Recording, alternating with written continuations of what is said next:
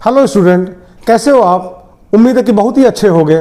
जैसा कि हमने आपसे वादा किया था कि अपने चैनल पर पराक्रम सीरीज के माध्यम से हम आने वाले एनडीए एग्जाम में आपके फिजिक्स की पूरी तैयारी कराएंगे। अगर आप हमारे चैनल के पराक्रम सीरीज के माध्यम से अपने फिजिक्स की तैयारी करते हो तो केवल एनडीए एग्जाम नहीं बल्कि नेवी, एयरफोर्स, कोस्ट गार्ड के एग्जाम में भी अगर आप अपीयर होते हो तो फिजिक्स के सारे क्वेश्चन आप करके आओगे। ये हमारा पराक्रम सीरीज का लेक्चर नंबर 3 है। इसके पहले लेक्चर नंबर 1, लेक्चर नंबर 2 आपने देखा जरूर होगा। नहीं देखा तो पहले आप उसको देखो, क्योंकि एक नियमित रूप से पढ़ाई चल रही है। हम इसमें बहुत कुछ ऐसा बताएंगे जिसको हम लेक्चर नंबर 1, लेक्चर नंबर 2 में हम बता चुके हैं, उसका भी यहां पे उपयोग किया जाएगा। लेक्चर नंबर 3 में आप पढ़ोगे बल के बारे में। फोर्स क्या होता है, संतुलित बल क्या होता है, असंतुलित बल क्या होता है, जड़त्व, इनर्शिया क्या चीज है, विराम गति या दिशा का जड़त्व क्या होता है, मतलब काइंड ऑफ इनर्शिया। उसके बाद फिर आप पढ़ोगे न्यूटन का गतिविषयक प्रथम नियम, द्वितीय नियम, तृतीय नियम पढ़ोगे। रेखीय संवेग क्या होता है आप पढ़ोगे। आप इसमें आवेग के बारे में पढ़ोगे जिसको आप इंपल्स कहते हो। साथ ही साथ आप संवेग में परिवर्तन और आवेग में क्या रिलेशन होता है इसको भी आप देखोगे। फ्रिक्शन के बारे में पढ़ोगे, फ्रिक्शन की वैरायटीज क्या क्या होती है उसके बारे में पढ़ोगे, और कोफिशिएंट ऑफ फ्रिक्शन आप पढ़ोगे। शुरुआत करते हैं बल से। इंग्लिश में इसको क्या फोर्स कहते हो। बल वह बाह्य कारक है, कारक मीन्स फैक्टर, जो किसी भी वस्तु की अवस्था में अथवा उसके आकृति अथवा आकार में परिवर्तन करता है अथवा करने का प्रयास करता है। आप पूछोगे अवस्था का तात्पर्य क्या? आप जानते हो पिंडों की, पदार्थों की मुख्यतः 2 अवस्था मानी जाती है। विरामावस्था जिसको आप कहते हो रिलैक्स कंडीशन, और दूसरा गत्यात्मक अवस्था जिसको आप क्या बोलते हो, डायनामिक कंडीशन।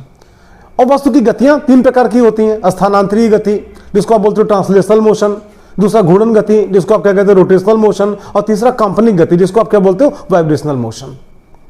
तो इस प्रकार से जानते हो वस्तुओं की मुख्यतः 2 अवस्था हो गई, एक विरामावस्था रिलैक्स कंडीशन और दूसरा डायनामिक कंडीशन, और इसकी 3 वैरायटी हो गई आपका ट्रांसलेशनल मोशन, रोटेशनल मोशन और वाइब्रेशनल मोशन।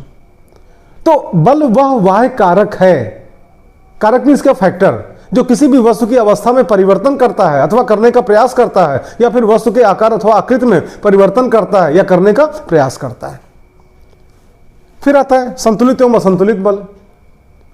जब किसी वस्तु पर लगने वाले समस्त बलों का परिणामी शून्य हो तो हम ये कहते हैं कि वस्तु पर संतुलित बल लग रहा है, क्योंकि परिणामी क्या शून्य है, नेट बल क्या शून्य है। और जब किसी वस्तु पर लगने वाले विभिन्न बलों का परिणामी शून्य ना हो तो उस पर लगने वाले बल को हम क्या कहते हैं, असंतुलित बल, अनबैलेंस्ड फोर्स। ठीक है। अच्छा, फिर देखो जड़त्व, इसको इंग्लिश में बोलते हैं इनर्शिया। देखो ये क्या चीज है, ध्यान से सुनना। अभी इसके पहले हमने आपको बताया कि वस्तु की मुख्यतः 2 अवस्था होती है, विरामावस्था और दूसरा गत्यात्मक अवस्था। तो अब देखो इनर्शिया है क्या चीज, जानते हो? प्रत्येक वस्तु अपनी अवस्था में परिवर्तन का विरोध करता है। मतलब अगर आप उसको विरामावस्था से गत्यात्मक अवस्था में लाओगे तो विरामावस्था से गत्यात्मक अवस्था में आने का क्या करेगा, विरोध करेगा। और अगर आप गत्यात्मक अवस्था से विरामावस्था में लाने की कोशिश करते हो तो वो क्या करेगा, उसका भी विरोध करेगा। तो प्रत्येक वस्तु अपनी अवस्था में परिवर्तन का विरोध करता है, और अवस्था में परिवर्तन का विरोध करने के इसी गुण को हम क्या कहते हैं, जड़त्व कहते हैं। और जो कि पिंड के द्रव्यमान पर निर्भर करता है, और द्रव्यमान के क्या होता है, अनुक्रमानुपाती होता है। आप यूं कह सकते हो inertia is directly proportional to mass. मतलब पिंड का द्रव्यमान जितना ही ज्यादा होगा वो पिंड अपनी अवस्था में उतना ही ज्यादा परिवर्तन का विरोध करेगा, और पिंड का द्रव्यमान जितना ही कम होगा पिंड अपनी अवस्था में परिवर्तन का उतना ही कम विरोध करेगा। मान लो हमारे पास 2 ईंट है, ब्रिक, एक हाफ है एक फुल है, और कोई लंबी सी कोई जगह है जहां पे अगर उसको ढकेल दें वहां पे तो फिर आपका तेजी से वो चल सकता है। अगर आपसे पूछें कि दोनों को चलाने में हम दोनों को समान वेग से चलाना चाहते हैं तो बताओ किस पर अधिक बल लगाना पड़ेगा और किस पे कम बल लगाना पड़ेगा। दोनों रिलैक्स कंडीशन में है, विरामावस्था में है। तो आप जानते हो जो समूचा ईंट है निश्चित रूप से उसका द्रव्यमान क्या ज्यादा होगा, वो अपनी अवस्था में परिवर्तन का ज्यादा विरोध करेगा। मतलब समूचे ईंट को चलाने के लिए हमको क्या ज्यादा बल लगाना पड़ेगा। और जो आधी हाफ ईंट है, हाफ ब्रिक है, उसका द्रव्यमान क्या कम है। अगर द्रव्यमान कम है तो उसमें जड़त्व का गुण भी क्या होगा, कम होगा। वो अपनी अवस्था में परिवर्तन का कम विरोध कर पाएगा। मतलब हाफ ब्रिक को चलाने के लिए हमको कम फोर्स लगाना पड़ेगा, और जो फुल ब्रिक है, ठीक है, उसको चलाने के लिए हमको वहां पे अधिक बल लगाना पड़ेगा। अच्छा मान लो ठीक है, कोई बात नहीं, समूचे ईंट पर हमने क्या अधिक बल लगाया, आधे ईंट पर हमने क्या कम बल लगाया, और दोनों को समान वेग से हमने चला दिया। दोनों चल रहे हैं। अब अगर आपसे पूछे कौन रुकेगा कौन नहीं रुकेगा, तो अब ये तो कहोगे हाँ दोनों रुकेंगे। अगर हम आपसे पूछें कौन पहले रुकेगा कौन बाद में रुकेगा, तो अक्सर लोग कहते हैं जो भारी है समूचा ईंटा वो पहले रुक जाएगा, जबकि ऐसा नहीं है। जानते हो समूचा ईंटा बाद में रुकेगा और जो हाफ वाला ब्रिक है वो पहले रुक जाएगा। क्यों? क्योंकि आप जानते हो उसको पहली बात तो देखो रोक कौन रहा है, रास्ते पर फ्रिक्शनल फोर्स, घर्षण बल, रास्ते पर उससे रुक रुक कहां भागा जा रहा है, उसको कौन रोकेगा? घर्षण बल रोकेगा, फ्रिक्शनल फोर्स उसको रोकेगा। और क्योंकि जो समूचा ईंटा है उसमें द्रव्यमान क्या अधिक है, तो उसमें जड़त्व का गुण क्या होगा? अधिक होगा, वो अपने रुकने का ज्यादा विरोध करेगा, मतलब कि क्या देर में रुकेगा। और जो हाफ ब्रिक है उसका द्रव्यमान क्या कम है, अपनी अवस्था में परिवर्तन का क्या कम विरोध कर पाएगा, इनर्शिया की प्रॉपर्टी क्या होगी? कम होगी, वो जल्दी रुक जाएगा। इस प्रकार से हमने देखा जड़त्व, इनर्शिया। और जानते हो जड़त्व की 3 वैरायटी होती है, एक विराम का जड़त्व, दूसरा गति का जड़त्व और तीसरा दिशा का जड़त्व। अगर कोई वस्तु विरामावस्था में है, अगर उसको गत्यात्मक अवस्था में आप लाने का प्रयास करते हो, विरामावस्था से गत्यात्मक अवस्था में आने का क्या करेगा? विरोध करेगा। और विरामावस्था से गत्यात्मक अवस्था में आने का विरोध करने के इसी गुण को हम क्या कहते हैं? विराम का जड़त्व। और उसी प्रकार गति का जड़त्व, अगर कोई वस्तु गतिमान अवस्था में है, उसको आप रोकने का प्रयास करते हो तो वस्तु रुकने का विरोध करेगा, मतलब क्या गत्यात्मक अवस्था में ही बना रहना चाहेगा, गत्यात्मक अवस्था से विरामावस्था में आने का क्या विरोध करेगा, और विरामावस्था से गत्यात्मक अवस्था में आने का विरोध करने के इसी गुण को हम क्या कहते हैं? गति का जड़त्व। और अगर कोई वस्तु गतिमान है, उसकी दिशा में आप परिवर्तन करना चाहते हो, तो वस्तु अपनी दिशा में होने वाले परिवर्तन का विरोध करेगा, और दिशा में होने वाले परिवर्तन का विरोध करने के गुण को हम क्या कहते हैं? दिशा का जड़त्व। हम तीनों का एग्जाम्पल आपको देते हैं। मान लो आपके यहाँ कोई गेस्ट आया है और उसको बस स्टेशन पे आप गए, उसको मान लो कहीं जाना है, आप उसको छोड़ने गए, बस पे वो बैठ गया, बस का ड्राइवर भी आके बैठ गया, आप बस के अंदर आप खड़े हो, आप वेट कर रहे हो कि बस चलेगी तभी नीचे उतर जाएंगे, आराम से आप खड़े हो, आप किस अवस्था में हो? विरामावस्था में हो। और ड्राइवर अगर अचानक बस को आगे बढ़ा दे तो आप वहां पे क्या झुक जाते हो? किधर की ओर? पीछे की ओर झुक जाते हो। कारण क्या होता है? जब तक आप खड़े थे पूरा बॉडी आपका वहां पे क्या स्टैंड बाई मोड में था, और जैसे ड्राइवर ने बस को आगे बढ़ाया आपका पैर तो आगे बढ़ गया, बस के साथ साथ आगे बढ़ गया, लेकिन पूरा शरीर बस के साथ साथ आगे नहीं बढ़ पाया, पूरा शरीर उसी जगह पे रहा। वो आगे बढ़ने का उसने क्या विरोध किया, और पैर आपका, क्योंकि आप जानते हो बस के ऊपर था, बस पर था, इसलिए बस के साथ साथ आपका वहां पे क्या पैर आगे बढ़ गया, आप पीछे की ओर झुक गए। ये कौन सा जड़त्व कहलाएगा? विराम का जड़त्व। क्यों? क्योंकि बस के चलने के पहले आप किस अवस्था में थे? विरामावस्था में थे। और दूसरा एग्जांपल आपको दें, मान लो बस से आप सफर कर रहे हो, अचानक कहीं आपको रुकना है, ड्राइवर को आपने इशारा किया कि भी आगे इशारा करेंगे रोक देना, ड्राइवर ने स्पीड धीमी करी, आप गेट के पास आ गए और स्पीड धीमी थी, अकेले ही थे, मान लो चलती बस से स्पीड धीमी हो गई थी, आप उतर गए, तो क्या उतर के आप चुपचाप हाथ बांध के खड़े हो जाओगे? नहीं। अगर आप ऐसा करोगे वहीं पे क्या गिर पड़ोगे नीचे। आप जानते हो चलती बस से, हालांकि बहुत तेज बस का स्पीड नहीं था, बहुत कम स्पीड था, लेकिन चल रहा था, गतिमान था, अगर आप नीचे सड़क पे उतरते हो तो कुछ दूर आपको बस की दिशा में दौड़ना पड़ेगा, और संभलते संभलते तब जाके आप संभलोगे। तो ये कौन सा जड़त्व है आपका? गति का जड़त्व। देखो बस से उतरते ही अगर आप खड़े होने की कोशिश करते हो, पैर तो आप रोक लोगे, लेकिन पूरा शरीर तो गतिमान है, वो तो आगे बढ़ जाएगा। तो अगर आप शरीर को बैलेंस नहीं करोगे आप वहां पे गिर पड़ोगे। तो आप जानते हो गतिमान अवस्था से विरामावस्था में आने का यहाँ पे क्या शरीर ने क्या किया? विरोध किया। ये क्या कहलाएगा? गति का जड़त्व कहलाएगा। उसी प्रकार बस में बैठ के आप सफर कर रहे हो, अचानक ड्राइवर ने बस को बाईं ओर मोड़ दिया, तो आपका पूरा शरीर क्या होता है? दाईं ओर झुक जाता है। कारण क्या होता है? बस को जब उसने बाईं ओर मोड़ा तो कमर और उसके नीचे का पोर्शन भी आपका बस के घूमने के साथ साथ बाईं ओर मुड़ गया, जबकि पूरा शरीर कमर के ऊपर का वो आपका उसी स्पीड से बाईं ओर नहीं मुड़ पाया, वो उसी दिशा में आगे बढ़ रहा था। परिणाम क्या हुआ कि अगर बस बाईं ओर मुड़ी तो आपका शरीर दाईं ओर झुका। ये क्या कहलाएगा? दिशा का जड़त्व कहलाएगा। इस प्रकार से हमने 3 प्रकार के जड़त्व देखा। तमामों एग्जाम्पल्स इसके हैं, क्योंकि जिस एग्जाम में आप बैठने जा रहे हो, जिसकी आप तैयारी कर रहे हो, उसमें थ्योरेटिकल क्वेश्चन नहीं आते हैं, इसे बहुत ज्यादा इसमें थ्योरी की आवश्यकता नहीं है। फिर न्यूटन का गति विषयक नियम।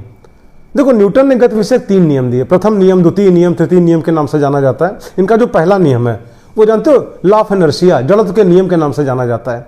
न्यूटन के गति विषयक प्रथम नियम में मुख्यतः जो हमने जड़त्व में समझाया, यही न्यूटन का गति विषयक प्रथम नियम है। न्यूटन के प्रथम नियमानुसार, मतलब जड़त्व के नियमानुसार, प्रत्येक वस्तु अपनी अवस्था में परिवर्तन का विरोध करता है। अवस्था में परिवर्तन का विरोध करने के इसी गुण को हम क्या कहते हैं? जड़त्व कहते हैं, जो कि मुख्यतः 3 प्रकार का होता है: विराम का जड़त्व, गति का जड़त्व और दिशा का जड़त्व। ये न्यूटन का पहला नियम है। इसको कई प्रकार से समझाया जा सकता है। इस प्रकार से भी कहा जा सकता है, यदि कोई वस्तु गतिमान अवस्था में है तो गतिमान अवस्था में ही बना रहना चाहेगी, यदि कोई वस्तु विरामावस्था में है तो विरामावस्था में ही बना रहना चाहेगी। वस्तु की अवस्था में तब तक कोई परिवर्तन नहीं होगा जब तक कि उस पर कोई बाह्य बल न लगाया जाए। और बाह्य बल लगाना इस बात को प्रमाणित करता है कि वस्तु अपनी अवस्था में परिवर्तन का विरोध कर रहा है। बहुत सिंपल सा एग्जाम्पल, मान लो हमको एक गिलास पानी की आवश्यकता है, हमने किसी से इशारा किया, पानी उसने हाजिर कर दिया, तो क्या उसने पानी लाने का विरोध किया? नहीं किया। अच्छा, नेक्स्ट डे अगर आपसे कहें कि देखो एक गिलास पानी की हमको आवश्यकता थी, एक झापड़ मारा हो गया, गिलास पानी ले आया, आप तुरंत समझ जाओगे कि पानी को लेने के लिए, पाने के लिए इनको झापड़ मारना पड़ा, बल लगाना पड़ा। इसका मतलब कि पानी जिसने लाके दिया वो निश्चित रूप से पानी देने का विरोध कर रहा था। नेक्स्ट डे अगर आपको फिर समझाए, एक गिलास पानी की हमको आवश्यकता थी, एक झापड़ मारा, एक घूंसा मारा, तब गया गिलास पानी लेके आया, आप तुरंत समझ जाओगे पानी तो ये पा गए, लेकिन जिसने पानी दिया निश्चित रूप से पानी देने का क्या विरोध कर रहा था। और आप ये भी समझ जाओगे कल झापड़ में काम चल गया था, आज झापड़ घूसा दोनों मारना पड़ा। इसका मतलब क्या हुआ कि जितना कल इसने विरोध किया था उससे आज ज्यादा विरोध किया। बल लगाना ही इस बात को प्रमाणित करता है कि वस्तु अपनी अवस्था में परिवर्तन का विरोध कर रहा है। अवस्था में परिवर्तन का विरोध करने के गुण को हम क्या कहते हैं? जड़त्व कहते हैं। फिर नेक्स्ट है इसके बाद फिर रेखीय संवेग, लीनियर मोमेंटम। इसको स्मॉल p से लिखते हैं। p बराबर क्या होता है? m into v. कोई वस्तु है, गतिमान है, अगर आपसे कोई पूछे उसका रेखीय संवेग क्या होगा, तो उस वस्तु का द्रव्यमान निकाल लो, उस वस्तु का वेग निकाल लो, द्रव्यमान को वेग से गुणा कर दो, और जो गुणनफल निकल के आएगा यही रेखीय संवेग कहलाता है। स्मॉल p से लिखते हैं। स्मॉल p बराबर क्या होता है? mv होता है। ठीक, आप देखना ये, और आप ये भी जानते हो ये वेक्टर क्वांटिटी है, ये स्केलर क्वांटिटी है, और किसी भी वेक्टर को किसी भी स्केलर से गुणा करोगे तो जो गुणनफल निकल के आएगा वो भी क्या होगा? वेक्टर होगा। इसका मात्रक क्या होता है? किलोग्राम मीटर प्रति सेकंड। इसका विमीय सूत्र क्या होगा? m/L⁻⁻1। फिर इसके बाद न्यूटन का गतिविषयक द्वितीय नियम। देखो द्वितीय नियम क्या है, ध्यान से सुनना। न्यूटन का गतिविषयक द्वितीय नियम है कि रेखीय संवेग में परिवर्तन की दर सदैव लगाए गए बल के बराबर होता है। वास्तव में अनुक्रमानुपाती होता है, लेकिन जब लिखते हैं तो कांस्टेंट का मान प्रयोग करने पर अक्सर 1 प्राप्त होता है। तो सीधे यहां बोला जा रहा है कि रेखीय संवेग में परिवर्तन की दर लगाए गए बल के बराबर होता है। समझाएं? देखो रेखीय संवेग को किससे लिखोगे? p से। रेखीय संवेग में परिवर्तन, तो इसके लिए क्या लिखोगे? Delta p। और रेखीय संवेग में परिवर्तन की दर, दर का मतलब यहां पे क्या? समय दर। तो आप इसको डेल्टा t से क्या करोगे? भाग करोगे।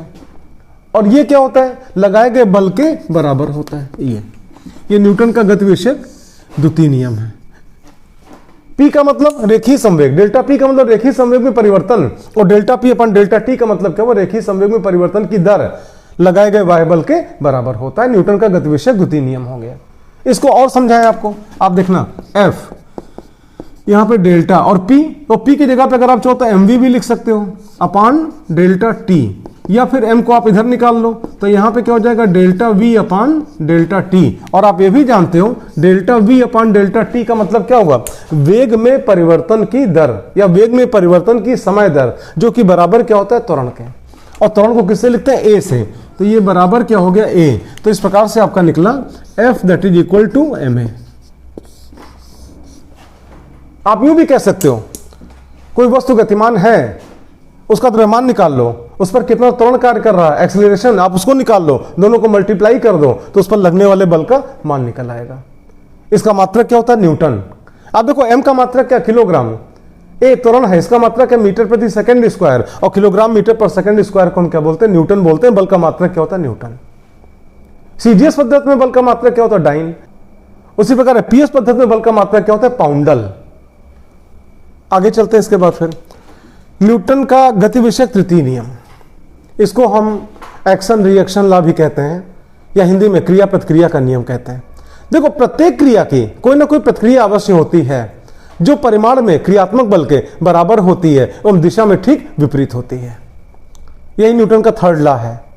ये सामने व्हाइट बोर्ड हमारा है, और अगर मान लो अपने हाथ से हमने व्हाइट बोर्ड पे 10 न्यूटन का फोर्स ऐसे अप्लाई किया, ठीक, अपने इसी व्हाइट बोर्ड पे हमने 10 न्यूटन का बल लगाया, ऐसे अंदर की ओर लगाया, तो जानते हो पलट के ये बोर्ड भी हमारे हाथ पे 10 न्यूटन का बल लगा रहा है। किधर की ओर लगा रहा है? बाहर की ओर लगा रहा है।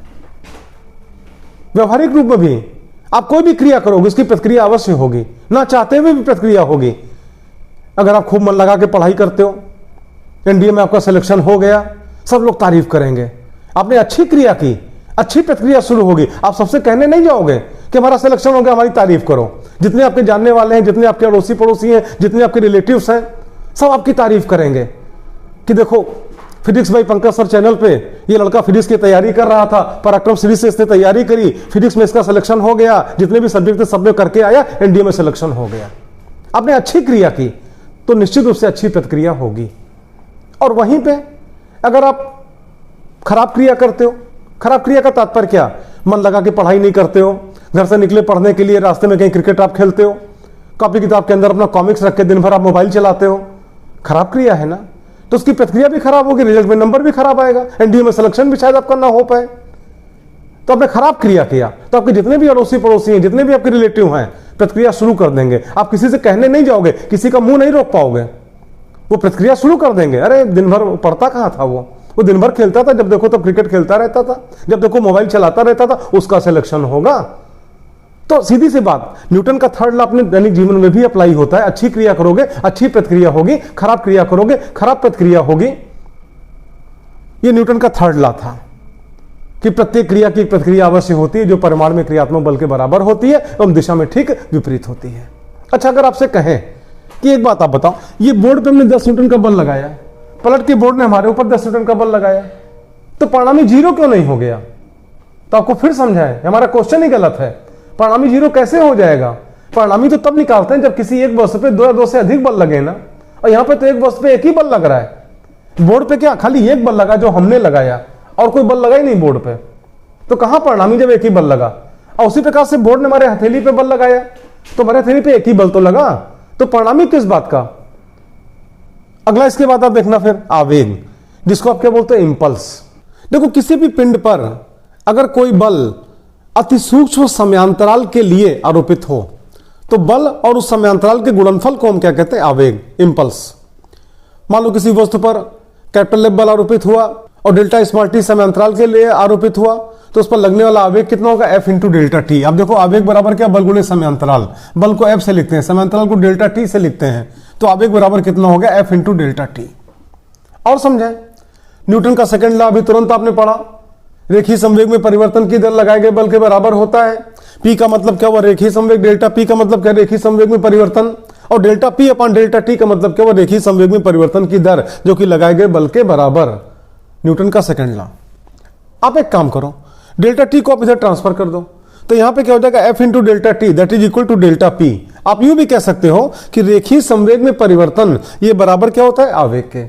और रेखीय संवेग में परिवर्तन की दर ये बराबर क्या होता है? बल के। तो आपने यहां पे आवेग भी देखा और साथ ही साथ आवेग का रेखीय संवेग से क्या संबंध है आपने ये भी देखा। अब नेक्स्ट टॉपिक लेते हैं फ्रिक्शन, जिसको आप क्या कहते हो? घर्षण। अब देखो, घर्षण लगता कब है? कोई भी दो वस्तुएं हैं, अगर परस्पर संपर्क में हो उनके तल और उनके मध्य आपेक्षिक गति हो रही हो, रिलेटिव मोशन, तो उस अवस्था में उनके तल के स्पर्शीवत एक बल कार्य करता है जो उनकी आपेक्षिक गति का विरोध करता है, और आपेक्षिक गति का विरोध करने के कारण ये जो बल लगता है, इसी बल को हम क्या कहते हैं? घर्षण बल। और इस प्रवृत्ति को, नेचर को क्या कहते हैं? घर्षण। आपको समझाएं, देखो घर्षण बल लगता क्यों है? कोई भी वस्तु है, देखने में कितना ही स्मूथ क्यों ना लगे, स्मूथ का मतलब क्या? चिकना, फिर भी उसके अंदर कुछ ना कुछ रफनेस अवश्य होती है। ये जो घर से निकलते समय जिसमें अपना चेहरा देख के आप निकलते हो, आपको लगता होगा उससे चिकना क्या होता है, लेकिन आपको फिर समझाएं, उसके अंदर भी रफनेस है, उसके अंदर भी खुरदरापन है। कोई भी आइडियल आदर्श चिकना पिंड कोई है ही नहीं, कोई भी आदर्श खुरदरा पिंड कोई है ही नहीं। कोई पिंड आप लेके आओ, हमसे कहो कि सर देखिए ये आपका आइडियल है, मतलब सबसे ज्यादा खुरदरा पिंड है, हम क्या करेंगे? उसमें 2-3 गड्ढे और कर देंगे, और ज्यादा खुरदरा हुआ कि नहीं हुआ? तो ना कोई आदर्श चिकना पिंड है, ना कोई आदर्श खुरदरा पिंड है, और कोई भी वस्तु देखने में कितना ही स्मूथ, कितना ही चिकना क्यों ना लगे, फिर भी उसके अंदर कुछ ना कुछ रफनेस अवश्य होती है। मिरर, दर्पण, जिसमें अपना चेहरा आप देखते हो, आपको लगता होगा इससे चिकना कुछ है ही नहीं। आपको समझाएं, एक माइक्रोस्कोप का आपने नाम सुना होगा, इलेक्ट्रॉन माइक्रोस्कोप।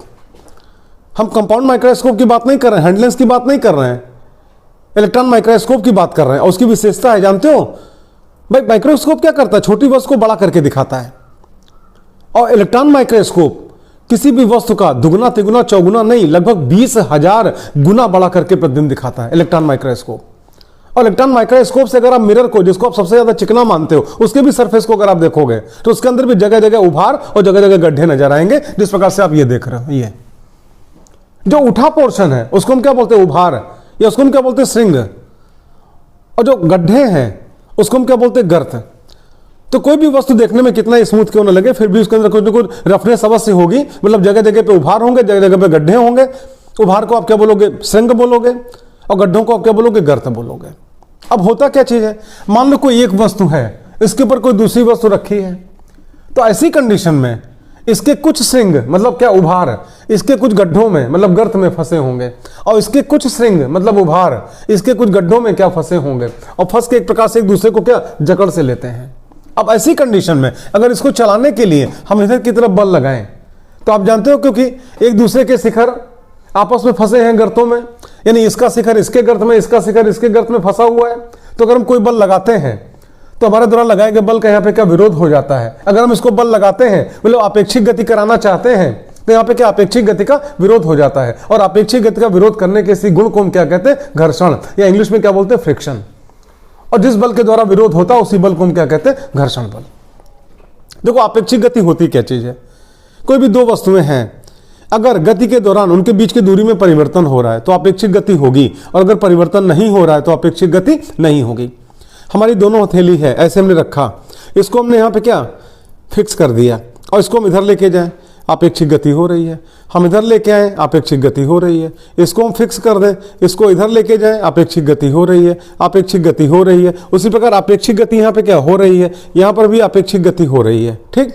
लेकिन अगर दोनों थैली को ऐसे करके हम एक साथ ऊपर ले जाएं, एक साथ नीचे लाएं, एक साथ इधर ले जाएं, एक साथ इधर ले जाएं, तो ऐसी दशा में गति तो हो रही है, लेकिन ये अपेक्षित गति नहीं कहलाएगी, रिलेटिव मोशन नहीं कहलाएगा।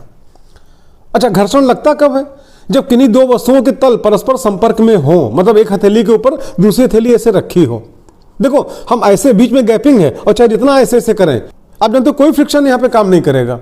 लेकिन एक हथेली के ऊपर दूसरी हथेली अगर रखी है, अगर इसको हम ऐसे चलाते हैं, ठीक, इस प्रकार से रखा हुआ, इसको ऐसे चलाते हैं, तो ऐसी कंडीशन में यहाँ पे क्या, आप जानते हो दोनों के तल परस्पर क्या संपर्क में है, और हम अपेक्षित गति करा रहे हैं, तो ऐसी दशा में क्या होगा, अपेक्षित गति का विरोध होगा। अपेक्षित गति का विरोध करने वाले बल को हम क्या कहते हैं, घर्षण बल, और इस प्रवृत्ति को, नेचर को क्या कहते हैं, घर्षण कहते हैं, फ्रिक्शन कहते हैं।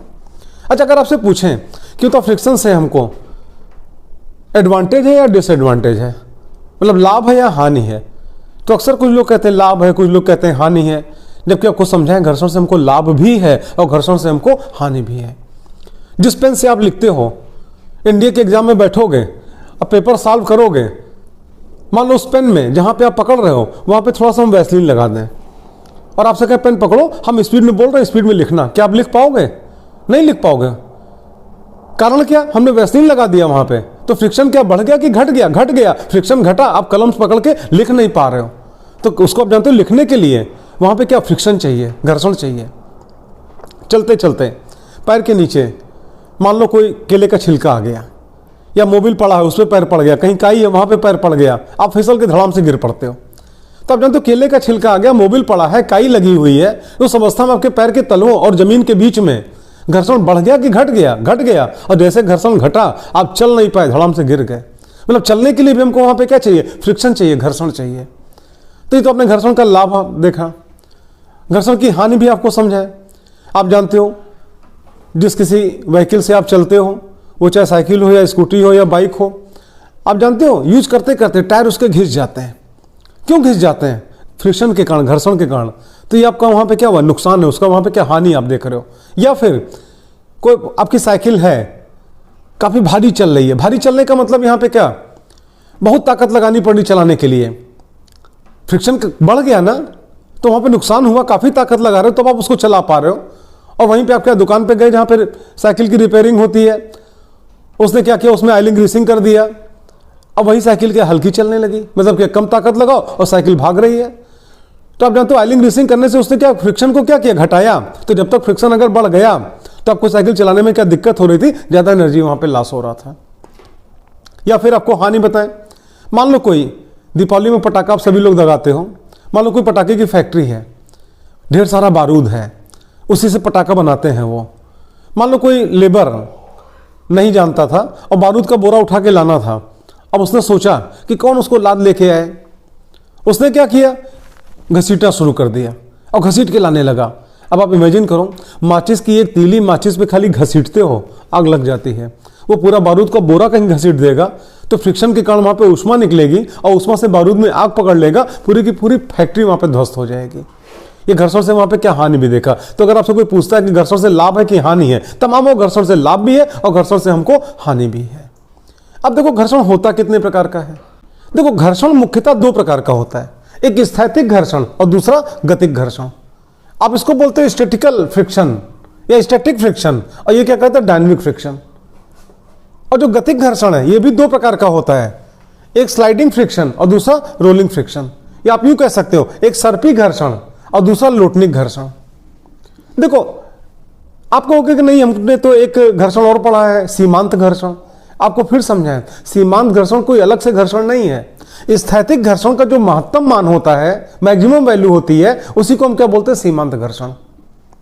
एक एग्जांपल लेते हैं, अभी देखो सारे घर्षण आपके क्लियर हो जाएंगे। आप देखना, ये मान लो कोई टेबल है और इस पर कोई वस्तु रखी हुई है, एक हुक टाइप का अरेंजमेंट आपने लगाया, एक डोरी बांध ली, यहाँ पे खुद आप खड़े हो गए और मान लो इधर की तरफ आप बल लगा रहे हो, मान लो P फोर्स आपने लगाया।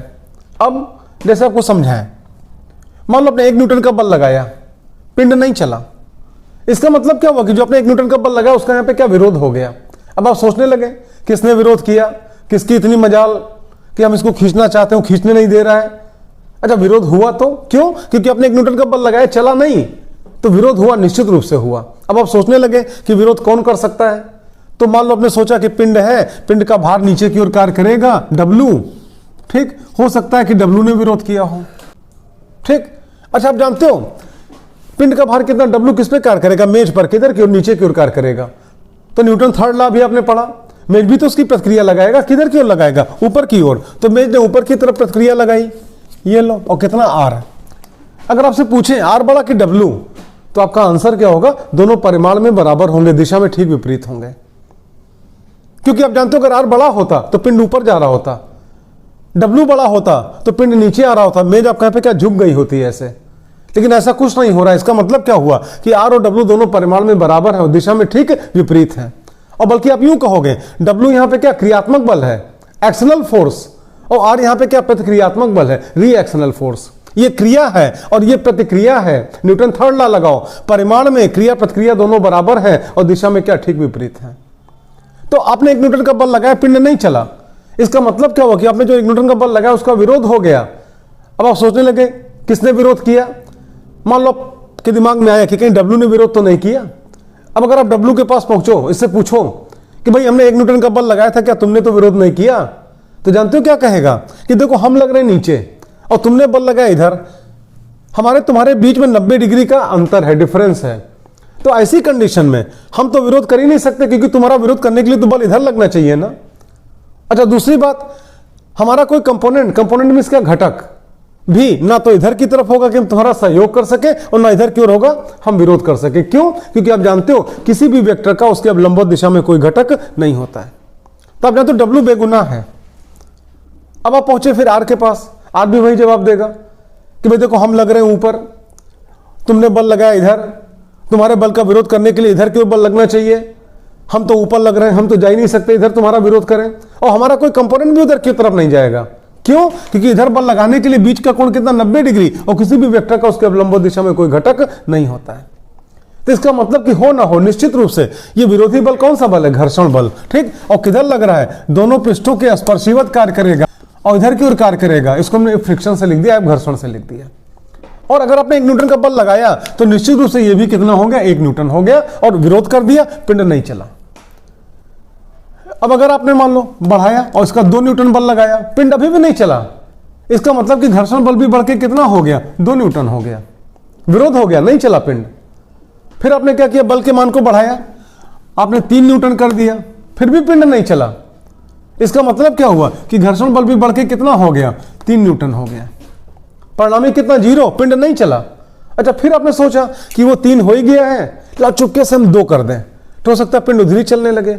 तो क्या ऐसा संभव है, ये 3 रहे और फिर आपने क्या किया, इसको 3 किया था तो 3 हो गया, और जब ये 3 हो गया आपने इसको झटके से चुपके से 2 कर दिया। तो क्या ऐसा संभव है कि पिंड उधर चलने लगे, नहीं। इसका मतलब यहां पे क्या हुआ कि जितने चुपके से आप यहां पे 3 का 2 करोगे उतने चुपके से ये भी आपका यहां पे क्या 3 का 2 हो जाएगा। फिर आपने क्या किया, बल का मान बढ़ाया, मान लो 3 लगा ही चुके थे, आपने 4 न्यूटन लगाया, पिंड अभी भी नहीं चला, इसका मतलब कि कितना हो गया, 4 न्यूटन हो गया। तो आप देख रहे हो, आप जब यहां बल के मान को बढ़ाते हो तो ये भी बल का मान क्या होता है, बढ़ जाता है। कौन सा बल, घर्षण बल। और जब इसका मान घटाते हो तो ये भी क्या होता है, घट जाता है।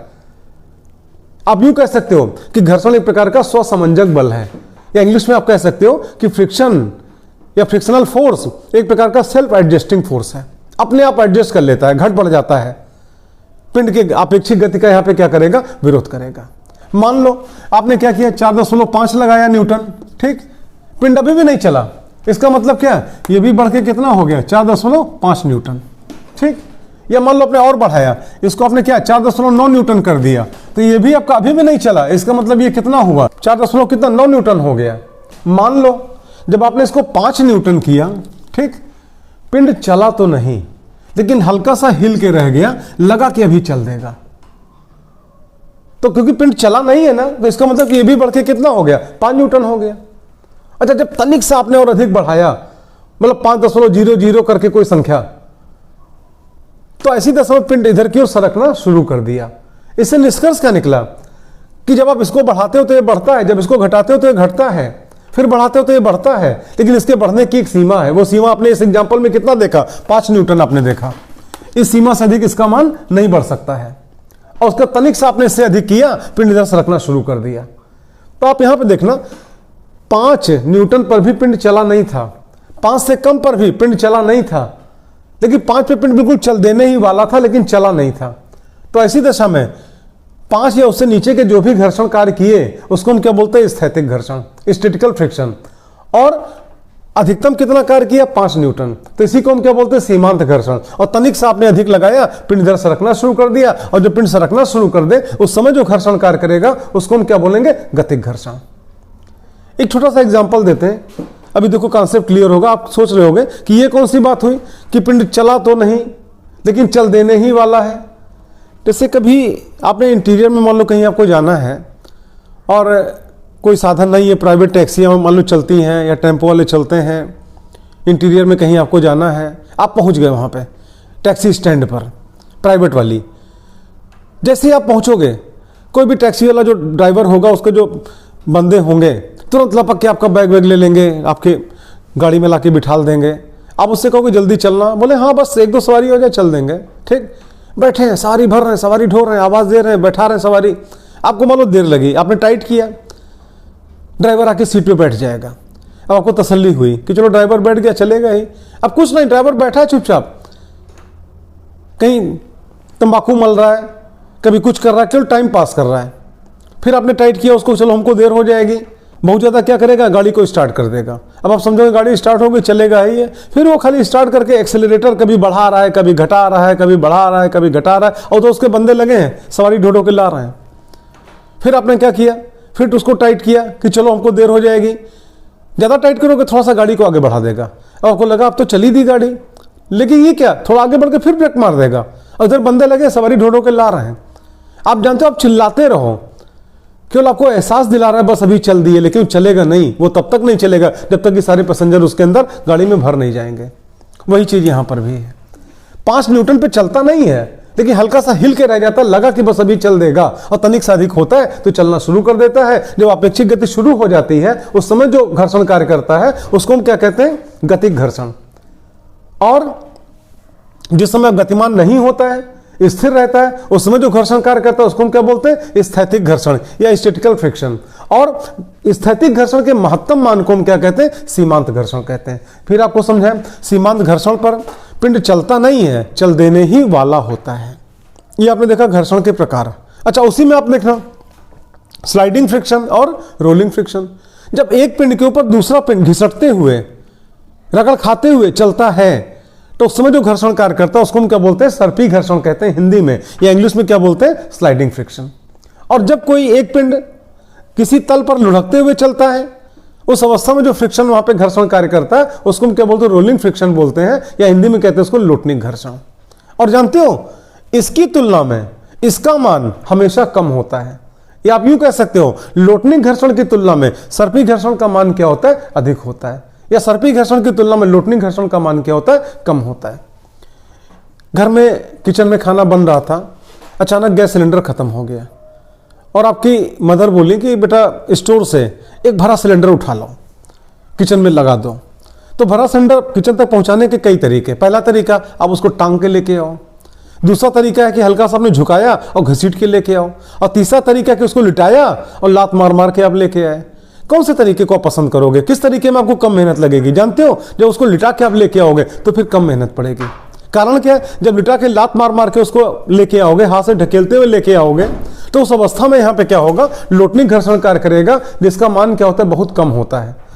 तो इसका विरोध भी बहुत कम करना पड़ेगा, कम ताकत लगा के आप पहुंचा दोगे। घसीट के लेके आओगे, कुछ ज्यादा ही ताकत लगानी पड़ेगी। अगर उठा के टांग के लेके आओगे तो फिर आप जानते हो बहुत ज्यादा ताकत लगानी पड़ेगी। तो इस प्रकार से आपने देखा यहाँ पे कि घर्षण क्या होता है, घर्षण की वैरायटी क्या है, घर्षण गुणांक। आप देखना, कोफिशिएंट ऑफ फ्रिक्शन होता क्या चीज है, mu that is equal to F upon R. आप पूछोगे ये क्या, ये आर क्या, प्रतिक्रियात्मक बल है। किसकी प्रतिक्रिया, डब्ल्यू की प्रतिक्रिया। डब्ल्यू बराबर क्या होता है, mg। तो आप जानते हो परिमाण में दोनों क्या होंगे, बराबर होंगे, मतलब परिमाण में आर बराबर क्या होगा, mg। तो ऐसी कंडीशन में F that is equal to mu R, ठीक। और जहां पे आर बराबर क्या होगा, mg, ये लो, ठीक। और ये क्या हो गया, घर्षण बल। देखो, म्यू क्या, घर्षण गुणांक, एफ क्या है, घर्षण बल, आर क्या है, प्रतिक्रिया बल। आप यूं कह सकते हो, लगने वाले घर्षण बल तथा अवलंबी प्रतिक्रिया के निष्पत्ति को, अनुपात को हम घर्षण गुणांक कहते हैं, जो कि तल किस पदार्थ का बना उस पर निर्भर करता है और तल की प्रकृति कैसी है उस पर निर्भर करता है। अगर आप दो तलों के बीच में थोड़ा सा आयलिंग ग्रीसिंग कर दो तो म्यू का मान क्या होगा, घट जाएगा। तो इस प्रकार से आप देख रहे हो, म्यू घर्षण गुणांक that is equal to F upon R हो गया। तो ये बराबर क्या हो जाएगा, म्यू आर हो जाएगा, जहां पे आर क्या होता है, प्रतिक्रिया बल होता है, जो कि परमाणु में क्रियात्मक बल के बराबर होता है। पिंड का द्रव्यमान अगर m है तो उसका भार कितना होगा, mg होगा। तो परमाणु में r का मान भी कितना होगा, mg होगा। केवल दिशा ही तो अलग है, r की दिशा ऊपर होगा और w की दिशा किधर, नीचे होगी। तो इस प्रकार से आपने देखा, घर्षण बल अगर आपको निकालना हो तो म्यू इंटू आर से आप घर्षण बल निकाल सकते हो। और जहां पे r क्या है, अवलंबी प्रतिक्रिया। इस डायग्राम में आप देख रहे हो, ये पिंड हो गया, पिंड का भार किधर कार्य करेगा, नीचे की ओर, ऐसे w that is equal to mg। आप जानते हो ये पिंड क्या करेगा, mg बल से मेज के तल को नीचे की ओर दबाएगा। तो मेज भी तो प्रतिक्रिया लगाएगा, किधर की ओर, ऊपर की ओर। तो ये मान लो ऊपर की तरफ हो गया प्रतिक्रिया बल, कैपिटल आर। अच्छा, आप जानते हो आपने 1 न्यूटन का बल लगाया, पिंड नहीं चला, इसका मतलब घर्षण बल कितना हो गया, 1 न्यूटन। आपने 2 लगाया, नहीं चला, घर्षण बल कितना हो गया, 2 न्यूटन। आपने 3 लगाया, नहीं चला, घर्षण बल बढ़ के कितना हो गया, 3 न्यूटन। फिर आपने सोचा कि अगर 3 न्यूटन हो गया, लो चुपके से हम इसको 2 कर दें, तो क्या पिंड उधर चलना शुरू कर देगा, नहीं चलेगा। इसका मतलब जितने चुपके से आप इसको 3 से 2 करोगे, उतने चुपके से घर्षण बल भी 3 से कितना हो जाएगा, 2 हो जाएगा। फिर आपने क्या किया, बल बढ़ाया, मान लो 4 न्यूटन लगाया, पिंड तब भी नहीं चला, मतलब क्या ये भी बढ़ के कितना हो गया, 4 न्यूटन। आपने क्या देखा कि घर्षण बल एक प्रकार का स्वसमंजक बल है, सेल्फ एडजस्टिंग फोर्स है। अभी हमने आपको समझाया।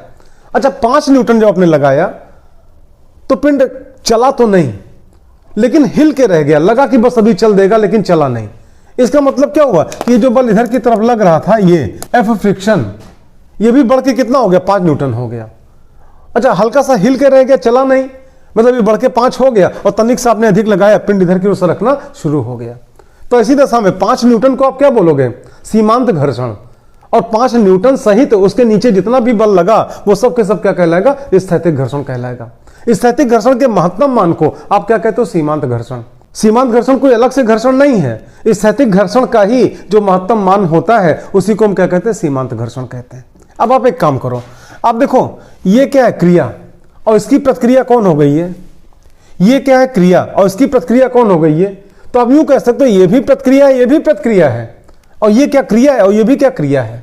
आप एक काम करो, दोनों प्रतिक्रिया का परिणामी निकाल दो। आप पूछोगे ये कैसे निकलेगा, वेक्टर में लेक्चर नंबर 2 हमारे पराक्रम सीरीज का परिणामी निकालने का हमने तरीका आपको बताया है।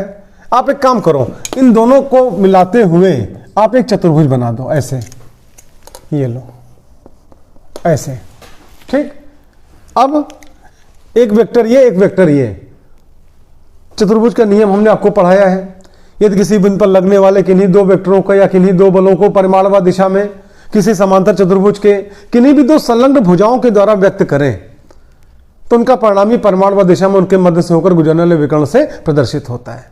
ये चतुर्भुज है, ये भुजा क्या संलग्न है, क्यों? यहां पे लगी है, लगी तात्पर्य यहां पे क्या आपस में क्या टच कर रही है। तो ऐसी कंडीशन में इनका जो परिणामी होगा वो इनके मध्य से होकर गुजरने वाले विकर्ण से प्रदर्शित होगा। इससे ये मान लो इसको हम यहां पे एस से लिख दें। ऐसी कंडीशन में ये जो एस है ये आर से जितना कोण बनाता है इसी को हम क्या कहते हैं? घर्षण कोण या फ्रिक्शन एंगल कहते हैं। घर्षण कोण, ठीक, या इसी को हम फ्रिक्शन एंगल बोलते हैं। इसकी वैल्यू कैसे निकले, परिभाषा क्या होगी? आप ध्यान से देखना। अगर घर्षण कोण की डेफिनेशन आपको देनी हो तो आप यूं कह सकते हो कि सीमांत घर्षण तथा अभिलंबी प्रतिक्रिया का परिणामी एस, जिसे आप क्या कहते हो? परिणामी प्रतिक्रिया, और ये अभिलंबी प्रतिक्रिया से जितना कोण बनाता है उसे आप क्या कहते हो? घर्षण कोण कहते हो। ये घर्षण कोण की डेफिनेशन हो गई फ्रिक्शन एंगल की। और अगर आपसे कहें इसका कंपोनेंट आप बताओ तो आप जानते हो जिस भुजा से कोण बनता भुजा आधार भुजा कहलाती, हमेशा कॉस में होती है। तो आप जानते हो अगर ये वेक्टर एस है, ये कोण कितना थीटा है, तो थीटा किससे? इसी भुजा से तो बना रहा है। तो आप जानते हो इसका एस का इधर की तरफ घटक क्या आ जाएगा? एस कॉस थीटा, जो कि बराबर क्या हो जाएगा? आर के, और एस साइन थीटा जो बराबर क्या हो जाएगा? एफ फ्रिक्शन के। आप यूं कह सकते हो S cos theta that is equal to R, ठीक, और यहां पे एस और साइन थीटा ये बराबर क्या हो जाएगा? एफ फ्रिक्शन मतलब घर्षण, ठीक। ये हो गया, ये आपका इक्वेशन नंबर फर्स्ट और ये आपका इक्वेशन नंबर सेकंड। आप एक काम करो, equation second divide by equation first. Second ऊपर रखो, फर्स्ट नीचे कर दो। तो आप यहां पे देखोगे एस साइन थीटा बराबर एफ फ्रिक्शन या घर्षण, ठीक, और यहां पे एस कॉस थीटा ये बराबर क्या हो जाएगा? आर। अच्छा, जब आप इसको डिवाइड करोगे तो आप यहां पे देखो ये इधर और ये इधर। आप ये भी जानते हो एफ फ्रिक्शन बराबर क्या होता है? Mu are. तो डिवाइड करने पे आर से आर यहां पे क्या हो जाएगा? कैंसिल हो जाएगा, और एस से एस यहां पे क्या कैंसिल हो जाएगा, ठीक। तो यहां पे क्या निकला? Tan theta that is equal to mu, या mu that is equal to tan theta. आप यहां पे कह सकते हो कि घर्षण गुणांक सदैव घर्षण कोण की स्पर्शज्या मतलब क्या टेंजेंट के बराबर होता है। हम इसलिए बोल रहे हैं कि मान लो कोई न्यूमेरिकल आपको मिले, म्यू का मान दिया हो और थीटा का मान निकालना हो, या थीटा का मान दिया म्यू का मान निकालना है, बस यही लाइन, म्यू बराबर क्या? टेन थीटा, या टेन थीटा बराबर क्या? म्यू। आपने देखा। अच्छा, इसके बाद चलते हैं फिर इक्वेशन फर्स्ट सेकंड आपके सामने है। आप एक काम करो, इक्वेशन फर्स्ट और इक्वेशन सेकंड दोनों का स्क्वायर करके ऐड कर दो। आप यूं कह सकते हो स्क्वायरिंग एंड एडिंग बोथ एबम इक्वेशंस फर्स्ट एंड सेकंड, दोनों का स्क्वायर करके ऐड करना है। तो अब देखो इसका स्क्वायर कितना हो जाएगा? S square cos square theta, S square cos square theta. फिर इसका यहाँ पे आओ एस स्क्वायर, और यहाँ पे क्या हो जाएगा? Sign square theta. फिर यहाँ पे क्या हो जाएगा आपका? आर स्क्वायर और प्लस म्यू आर का होल स्क्वायर। आप पूछोगे ये कहाँ से आ गया म्यू आर?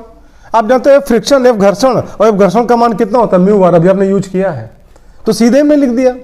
अब यहाँ पे आप देखना एस स्क्वायर, और यहाँ पे आपका हो जाएगा cos square theta plus sine square theta, ठीक। और यहाँ पे क्या हो गया?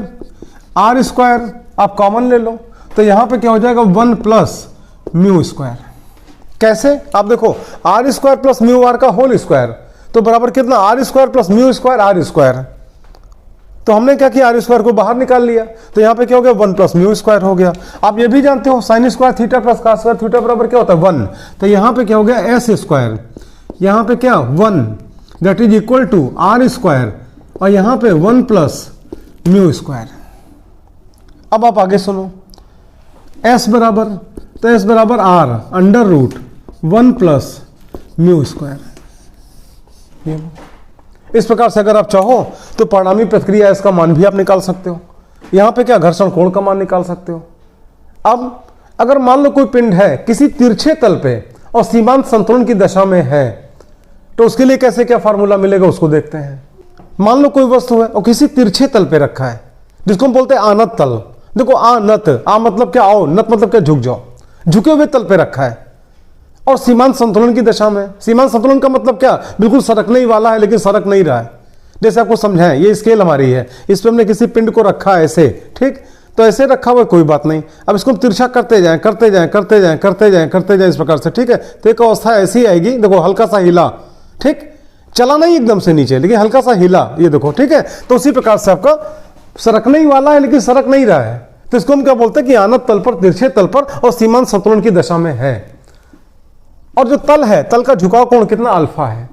तो ऐसी कंडीशन में आप जानते हो इसका भार W किधर कार्य करेगा, नीचे, और प्रतिक्रिया हमेशा तल के अब लंबवत और बाहर की ओर लगती है। तो आप जानते हो अगर तल ऐसे होता तो प्रतिक्रिया और ऊपर लगती, तल अगर आपका तिरछा है तो ये भी किधर लगेगा, तिरछा लगेगा। आप जानते हो तल अगर आपका अल्फा कोण उठ गया तो आप जानते हो आर भी आपका वर्टिकल से यहाँ पे क्या अल्फा कोण झुक जाएगा और इधर कार्य करेगा। अच्छा, ऐसी कंडीशन में आप देखो W इधर है, हमने क्या किया, W का दो कंपोनेंट निकाला, एक कंपोनेंट तल के अब लंबवत और दूसरा कंपोनेंट तल के अनुदिश। तो आप जानते हो W का ये, इसका एक कंपोनेंट इधर आया, एक कंपोनेंट इधर आया। आप जानते हो ये कोण कितना, अल्फा है, तो निश्चित रूप से ये कोण कितना होगा, 90 माइनस अल्फा। क्यों, क्योंकि आप जानते हो ये कोण कितना 90 और ये कितना अल्फा, तो ये कोण कितना होगा 90 माइनस अल्फा। इतना क्लियर। और पूरा कोण कितना 90 और ये कितना 90 माइनस अल्फा, तो ये कोण कितना होगा, अल्फा। और आप जानते हो जिस भुजा से कोण बनता भुजा आधार भुजा कहलाती हमेशा कॉस में होती है। तो W का इधर की तरफ घटक क्या होगा, W कॉस अल्फा, और W का इधर की तरफ घटक क्या होगा, W साइन अल्फा। और क्योंकि सीमांत संतुलन की दशा में है, इसका मतलब क्या हुआ कि W साइन अल्फा एक प्रकार से म्यू आर के द्वारा बैलेंस हो रहा है। आप जानते हो W साइन अल्फा पिंड को नीचे लाने की कोशिश करेगा और पिंड नीचे नहीं आ रहा है, मतलब कोई ना कोई रोक रहा है। कौन रोकेगा, घर्षण बल, जो कि बराबर क्या होता है, म्यू आर के। अच्छा, उसी प्रकार W कॉस अल्फा क्या करेगा, R को बैलेंस करेगा, या आप यूं कह सकते हो R यहां पे क्या करेगा, W कॉस अल्फा को बैलेंस करेगा।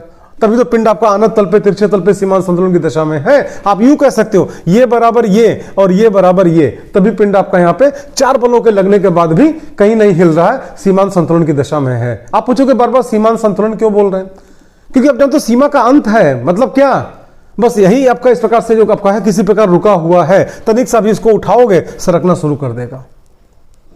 ऐसी कंडीशन में अब आप आगे देखना, तो W साइन अल्फा ये किससे बैलेंस हो रहा है, F घर्षण से, जो कि बराबर क्या होता है, म्यू आर। आप देखो W साइन अल्फा बराबर क्या, म्यू आर, ठीक। अच्छा, W कॉस अल्फा ये किससे, R से बैलेंस हुआ, तो W कॉस अल्फा बराबर कितना हुआ, कैपिटल R। आप एक काम करो, यहाँ पे इक्वेशन नंबर कोई मान लो, इसको आप इक्वेशन नंबर फर्स्ट मान लो और इसको आप इक्वेशन नंबर सेकंड मान लो, और दोनों को आपस में क्या करो, डिवाइड कर दो। तो यहाँ पे ये ऐसे और ये ऐसे डिवाइड हो गया, और डिवाइड करते ही W से W कैंसिल हो गया और R से R कैंसिल हो गया। तो इस प्रकार से आप देखोगे यहाँ पे, आप सुनो, tan अल्फा ये बराबर कितना हो गया, म्यू, ये आपका फार्मूला निकला। मतलब आप यूं कह सकते हो कि सीमांत संतुलन की दशा में झुकाव कोण की स्पर्शज्या मतलब टेंजेंट ये हमेशा घर्षण गुणांक के बराबर होगा। और आप ये भी जानते हो क्योंकि म्यू बराबर क्या होता है, tan थीटा, जहां पे थीटा क्या है, घर्षण कोण, अभी तुरंत आपने पढ़ा। तो दोनों को कंपेयर करो तो आप यूं कह सकते हो tan alpha that is equal to mu और that is equal to tan theta. Both side कोणों की तुलना कर दो तो यहां पे क्या निकलेगा, अल्फा बराबर थीटा। मतलब आप यूं कह सकते हो कि सीमांत संतुलन की दशा में झुकाव कोण अल्फा का मान घर्षण कोण थीटा के बराबर होता है। आपने देखा घर्षण के बारे में। अपने देश भारत को हम मां मानते हैं और हमें खुशी है कि भारत मां की सुरक्षा और संरक्षा से संबंधित परीक्षा की आप तैयारी कर रहे हो। हम भी एक्साइटेड हैं आपके लिए। अगर आप वास्तव में भारत मां से प्यार करते हो तो कमेंट में आप एक बार भारत माता की जय जरूर लिखना। कुछ क्वेश्चन यहां पे लेते हैं। पहला क्वेश्चन, निम्न में से मूल राशि है, 4 ऑप्शन दिया हुआ है। एक बार आप खुद यहां पे सोचो, हम आंसर आपको बोल रहे हैं। आंसर सामने दिया हुआ है, इसी में से आपको टिक लगाना है। आप जानते हो लंबाई मूल राशि है, वेग व्युत्पन्न राशि है, क्षेत्रफल व्युत्पन्न राशि है और त्वरण व्युत्पन्न राशि है। तो आपको पहचानना मूल राशि कौन है। तो मूल राशि कौन हो गया, लंबाई। भाई दूरी क्या मूल राशि है, लंबाई, चौड़ाई, मोटाई, परिमाप, परिधि, ये सब क्या कहलाता है? लंबाई कहलाएगी एक प्रकार से। ये सब क्या आपका दूरी तो एक प्रकार से है। तो ऐसी कंडीशन में आपका निम्न में से मूल राशि कौन लंबाई हो जाएगी? सेकंड क्वेश्चन आप देखना, मीटर प्रति सेकंड मात्रक है। बहुत ही आसान क्वेश्चन। देखो इतने आसान क्वेश्चन नहीं आते हैं, ये तो केवल इसलिए आपको मनोबल बढ़ाने के लिए, पहले आसान, फिर उससे कठिन, फिर उससे कठिन, फिर उससे कठिन। और जानते हो इस चैप्टर का मापन व यांत्रिकी का ये हमारा पार्ट सी है। पार्ट डी में जो क्वेश्चन एनडीए में आ चुके होंगे अब तक, हम उस क्वेश्चन को सॉल्व कराएंगे। इसके बाद वाला लेक्चर भी जरूर देखना, पराक्रम सीरीज का लेक्चर नंबर 4। आप आगे देखना, तो यहां पे आप मीटर पर सेकंड मात्रक है किसका? तो जानते हो क्षेत्रफल का मात्रक मीटर स्क्वायर होता है, आयतन का मात्रक मीटर क्यूब होता है, त्वरण का मात्रक क्या होता है? मीटर बटे सेकंड स्क्वायर होता है, और वेग का मात्रक क्या होता है? मीटर प्रति सेकंड होता है। तो आप देखो मीटर प्रति सेकंड किसका मात्रक है? वेग का मात्रक है। फिर आप आगे देखना, एक फर्मी तुल्य होता है। देखो 10 की घात -10 मीटर को हम क्या बोलते हैं? एंगस्ट्रॉम। और फर्मी जानते हो 10 की घात -15 मीटर, इसी को हम क्या बोलते हैं? फर्मी। तो ऐसी कंडीशन में इन चारों में ये आपका सही ऑप्शन हुआ। फिर आप आगे देखना, संवेग की विमा तुल्य होती है। इसी लेक्चर में भी आपने देखा, देखो संवेग में परिवर्तन की दर ये किसके बराबर होता है? बल के। लेकिन संवेग में परिवर्तन ये बराबर क्या होता है? आवेग के। तो संवेग में परिवर्तन की विमा वही होगी जो संवेग की विमा होगी, और ये बराबर क्या होगी? आवेग की विमा होगी। तो यहां पे कह रहा संवेग की विमा तुल्य होती है किसके? आवेग के तुल्य होगी। आगे आपको देखने की आवश्यकता ही नहीं है। आप आगे चलो, अदिश राशि है, इसमें पहचानना है ऐसी राशि जिसको व्यक्त करने के लिए केवल परिमाण की आवश्यकता होती है, दिशा की आवश्यकता नहीं होती है, उसको आपके बोलते हैं अदिश राशि। अच्छा, विस्थापन की बात करें, ये क्या है? सदिश राशि है, वेक्टर क्वांटिटी है। त्वरण क्या है? वेक्टर क्वांटिटी है। संवेग क्या? वेक्टर क्वांटिटी है। सिर्फ और सिर्फ दूरी यहां पे आपको दिख रही है जो कि अदिश राशि है। अगला क्वेश्चन आप देखना, एक वाहन दो स्थानों के बीच की कुल दूरी की प्रथम आधी दूरी को 30 किलोमीटर प्रति घंटा की चाल से व अंतिम आधी दूरी को 20 किलोमीटर प्रति घंटा की चाल से तय करता है। यात्रा के दौरान उसकी औसत चाल बताओ। कैसे लगेगा? देखो जिसने चैप्टर नहीं पढ़ा है या हमारे पराक्रम सीरीज को नहीं देखा है, वो जानते हो क्या करेगा? इन दोनों को ऐड कर देगा, जोड़ देगा और 2 से डिवाइड कर देगा। मतलब 30 किलोमीटर प्रति घंटा और प्लस 20 किलोमीटर प्रति घंटा, दोनों को जोड़ेगा, कहेगा 50 किलोमीटर प्रति घंटा। औसत निकालना आधा करो, 25 पे निशान लगा के चला आएगा, बस वहीं पे नंबर गया, माइनस में नंबर पा जाएगा। कैसे लगेगा? आप देखना, कोई दो स्थान है, मान लो एक का नाम ए और दूसरे का नाम बी है, और उनके बीच की दूरी कितनी? 2x है। आप हमसे कह सकते हो आप 2x क्यों मान रहे, x क्यों नहीं मान रहे? तो क्वेश्चन अभी आपने देखा, जो भी चलने वाला है वाहन, वो अपने गति को 2 भागों में बांट रहा है। आधे रास्ते को 30 के स्पीड से और बाकी आधे रास्ते को 20 के स्पीड से। तो अगर पूरी दूरी को x मानेंगे तो ये डिस्टेंस x/2 हो जाएगी और ये x/2 हो जाएगी। तो by2 से बचने के लिए काम थोड़ा आसान हो जाए, हमने इसको x मान लिया और ये इसको यहाँ पे क्या x मान लिया, तो उन दोनों स्थानों a और b के बीच की दूरी कितनी हो गई? 2x हो गई। औसत चाल बराबर क्या होता है? कुल दूरी बटे कुल समय। तो आप देखो कुल दूरी कितना चला? आधी दूरी है x और बाकी अगली आधी दूरी x, तो कुल दूरी कितनी हो गई? 2x। मतलब आप यहाँ पे यूं कहोगे x + x बराबर कितना? 2x। अच्छा, समय पे आ जाओ, कुल समय। आप देखो यहां से यहां तक जाने में कितना समय लगेगा? चाल बराबर क्या होता है? दूरी बटे समय। ठीक, तो समय बराबर क्या हो जाएगा? दूरी बटे चाल। तो ये दूरी कितनी है? x, और चाल कितना? 30। तो यहाँ पे कितना हो जाएगा? x/30। अगला आप देखो, यहां से तक की दूरी कितनी है? x, और वेग कितना है? 20। तो आप जानते हो चाल बराबर क्या? दूरी बटे समय। तो समय बराबर क्या हो जाएगा? दूरी बटे चाल। तो यहाँ पे कितना हो जाएगा? x/20। अब इसको ये डिवाइड, यहाँ पे आप देखना, यहाँ पे 30, यहाँ पे 20। तो एक काम करते हैं, आप देखो यहाँ पे हमने क्या किया? 60 LCM हो गया। तो आप जानते हो 30 से 60 को डिवाइड करोगे कितना आएगा? 2, और 2 का इसमें गुणा हो जाएगा, कितना हो जाएगा? 2x। तो यहाँ पे 2x हो गया। फिर प्लस का सिंबल लगाओ।